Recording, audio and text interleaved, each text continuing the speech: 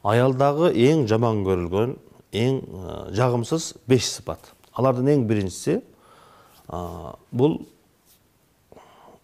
жалқаулық.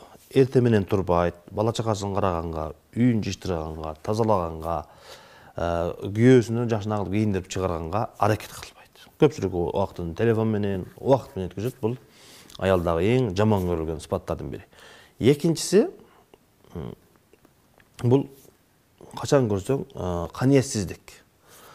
Күйөөсүнүн барына дагы, ишине дагы, үй бүлөсүнө дагы, ырыскысына дагы, жашоосуна кайсыл жерде болгон болсо наразы, зеригип турат, эч нерсе жакпайт.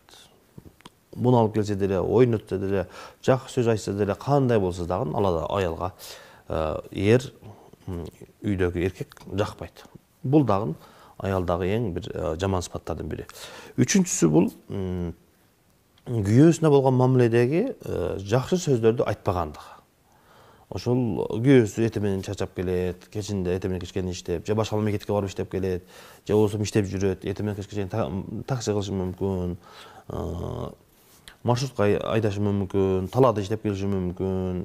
Күнүмдүк жашоодо үйгө келгенде шу аялдан жакшы сөз угушту каалайт, бирок аял өзү менен өзү алек болуп, телефону менен, интернет менен алек болуп, ошол күйөөсүнө жакшы сөз, ошол күйөөнү эс алдыра турган сөздөрдү айтпагандыгы дагы бул аялдын бир жагымсыз кемчиликтеринен бири.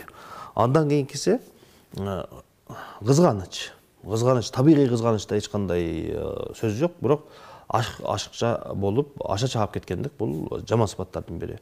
Анын телефонун текшерет, кийимин текшерет, жумушун текшерет, машинасын текшерет, ким менен сүйлөштү, эмне кылды, ошолордун баардыгын текшерип, качан болбосо күйөөсүнү тынчына алып кыйнап турат. Бул аша чаап кеткендик. Ошол эркекти ар дайым азапка салып турган нерселердин бири. Ошондуктан бул сыпаттагы ашыкча кызгануу дагы жаман сыпаттардын бири. Эң акыркысы көкпеттик деп коебузбу, кандай дейбиз?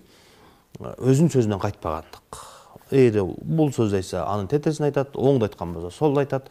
Буну кылайлы десе, аны кылбайбыз дейт.